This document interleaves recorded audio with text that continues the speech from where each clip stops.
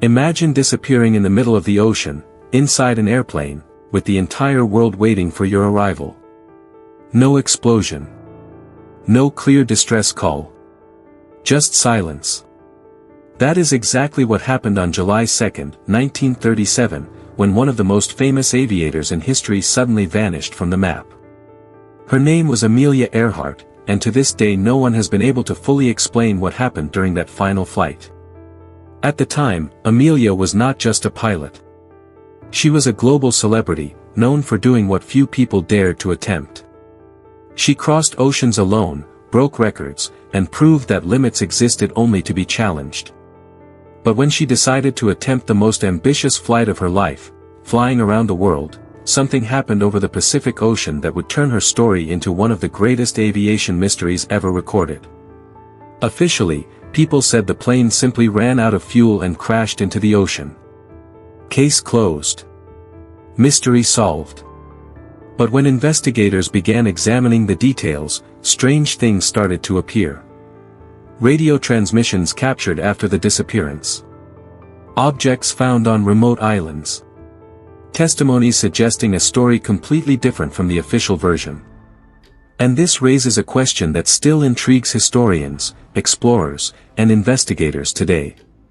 Did Amelia Earhart really crash into the ocean, or did something far stranger happen during that flight? Because the deeper this case is investigated, the more it seems to hide a secret that may never have been fully revealed. Who Amelia Earhart really was. Amelia Earhart was not just a famous pilot. When you examine her story closely, something curious appears. The closer she came to worldwide fame, the more she seemed drawn to challenges that no one else dared to attempt. In the 1920s and 1930s, aviation was still dangerous and unpredictable. Yet Amelia appeared attracted to that danger itself. But why? What made a woman of that era push herself to fly farther, higher, and increasingly alone? Her fascination with airplanes began in a surprisingly simple way. At an air show, Amelia saw an airplane flying up close for the first time. Many spectators watched that machine with simple curiosity. But for Amelia, something felt different. Years later she said that moment changed her life. But here comes an intriguing question: was it simply a passion for aviation, or something deeper, almost like a calling to challenge the impossible? Determined to learn how to fly, she worked several jobs to pay for her flight lessons. Nurse, driver, secretary, anything that could help her save money. When she finally flew solo for the first time, her instructors noticed something unusual. Amelia did not just have courage. She seemed to possess an almost unsettling confidence in the face of danger. But could that extraordinary courage be what turned her into a legend, or would it also lead her toward one of the greatest mysteries in aviation history? As the years passed, Amelia achieved something very few pilots had accomplished. She became the first woman to fly solo across the Atlantic Ocean, a feat many believed impossible at the time. Newspapers around the world called her a pioneer, a hero, and even a living legend of aviation. But there was something curious about Amelia. The more famous she became, the more she seemed to seek even greater challenges. And eventually, that desire led her to plan something no pilot had successfully completed before, a journey so ambitious that it would change aviation history forever. The most ambitious flight in aviation history. After achieving worldwide fame, Amelia Earhart could have simply continued giving lectures, making appearances, and flying shorter routes. Many pilots would have done exactly that. After all, she had already secured her place in history. But Amelia seemed to think differently. For her, every achievement felt like only the beginning. That was when a bold idea appeared, flying completely around the world. But not just along any route. Amelia wanted to fly around the globe following the equatorial path, the longest and most difficult route possible. In the 1930s, this seemed almost impossible. Aircraft still had limited range, navigation systems were primitive, and vast areas of the ocean offered no emergency landing options. Yet Amelia decided she would attempt it anyway. She and navigator Fred Noonan prepared a specially modified aircraft, a Lockheed Electra, designed to travel long distances. But this raises a troubling question: was the technology of that era truly ready for such an extreme challenge? The journey began in 1937 and quickly captured the attention of the entire world. Newspapers and radio broadcasts followed every stage of the flight. Amelia and Noonan had already traveled thousands of kilometers across South America, Africa, India, and Southeast Asia. Everything appeared to be working. But the further the flight progressed, the closer they came to the most dangerous part of the journey, the vast and nearly empty Pacific Ocean. Their next destination would be a tiny island called Howland Island, a small dot lost in the middle of the ocean. Finding that island would be like locating a single point on an enormous map of water. Navigation depended on calculations, stars, and radio communication. But here is the question investigators still ask today. What if something went wrong with the navigation instruments? On July 2, 1937, Amelia and Noonan departed toward Howland Island. It was supposed to be just another stage of the journey. Instead, it would become the beginning of one of the greatest mysteries in aviation history. The final radio messages that confused the world. On the morning of July 2, 1937, Amelia Earhart and her navigator Fred Noonan had already been flying for many hours. Their Lockheed Electra was moving across the vast Pacific Ocean toward the small island of Howland. Below them there was nothing but endless water. No cities. No airports. No landmarks. Only sky, ocean, and navigation calculations. But a silent problem had already begun to emerge.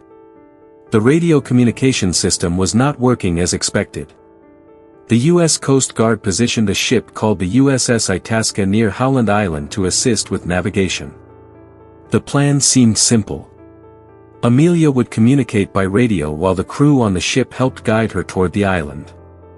At first the transmissions were relatively clear.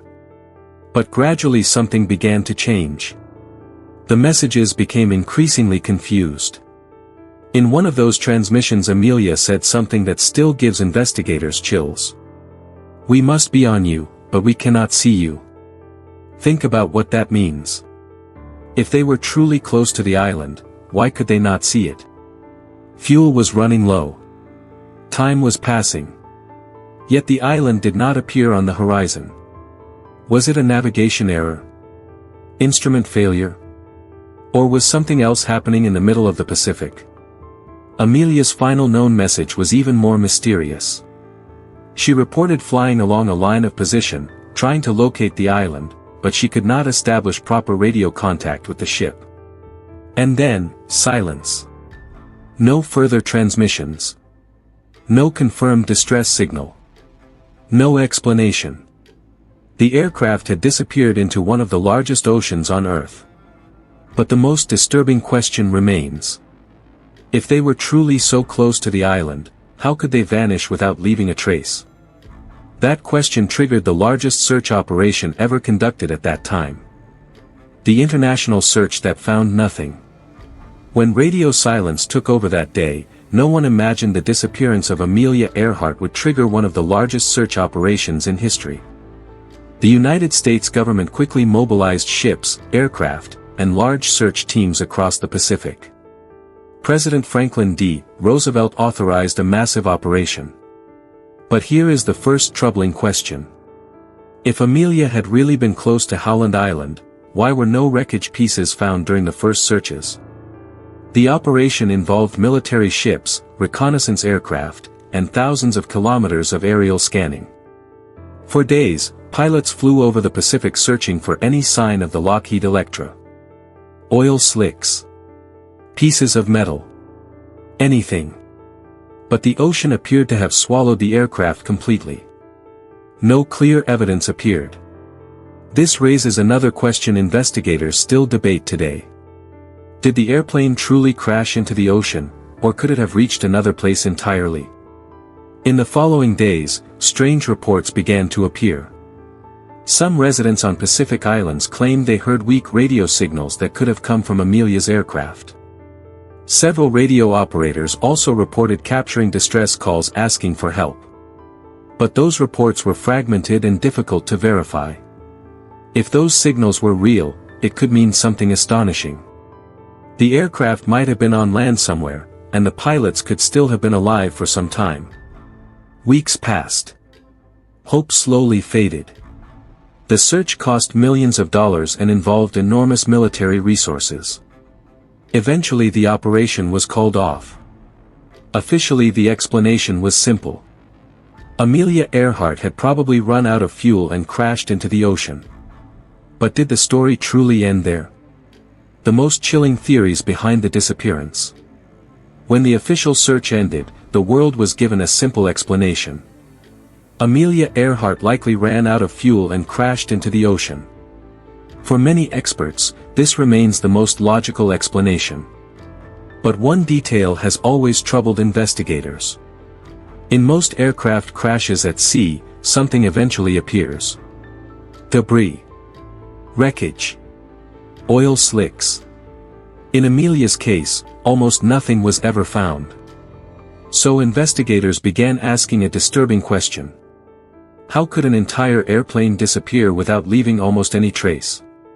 One theory suggests Amelia may have landed on a remote island called Nikomaroro, hundreds of kilometers away from the planned route.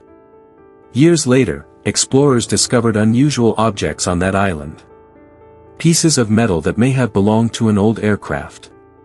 Tools. Evidence suggesting someone might have survived there for some time. This raises a haunting possibility. What if Amelia and Fred Noonan reached an island, but were stranded there waiting for a rescue that never arrived? But another theory is even more controversial. Some researchers believe Amelia may have been captured by Japanese forces. At that time, tensions in the Pacific were already rising before World War II. Some island residents later claimed they saw a plane crash and 2 foreign pilots taken by Japanese soldiers. Could Amelia have accidentally landed in territory controlled by Japan? And if that happened, why was it never officially confirmed? Then there is an even stranger theory. Some historians suggest Amelia's flight might have secretly involved espionage for the US government. According to this theory, she may have been photographing Japanese military positions. If that were true, her disappearance might not have been just an accident, but something far more complex. And that raises a final question. Was Amelia Earhart truly just an aviator, or was she involved in something the public was never meant to know? More than 80 years later, the mystery remains unsolved. The disappearance of Amelia Earhart remains one of the greatest unsolved mysteries in aviation history. Decades have passed, technology has advanced, and modern expeditions have searched deep areas of the Pacific Ocean. Yet no definitive answer has ever been found. This makes many people wonder. Did the truth simply disappear into the Pacific, or are pieces of this story still hidden somewhere waiting to be discovered? Now we want to hear your opinion. Do you believe Amelia Earhart truly crashed into the ocean? Or do you think something far more mysterious happened during that final flight? Leave your theory in the comments below. And if you enjoy exploring real mysteries, unsolved cases, and historical enigmas, make sure to subscribe to the channel and turn on notifications. Because every week we dive into stories that challenge logic, and sometimes reveal secrets history tried to hide. And who knows? Maybe one day someone will finally discover what really happened to Amelia Earhart during that final flight.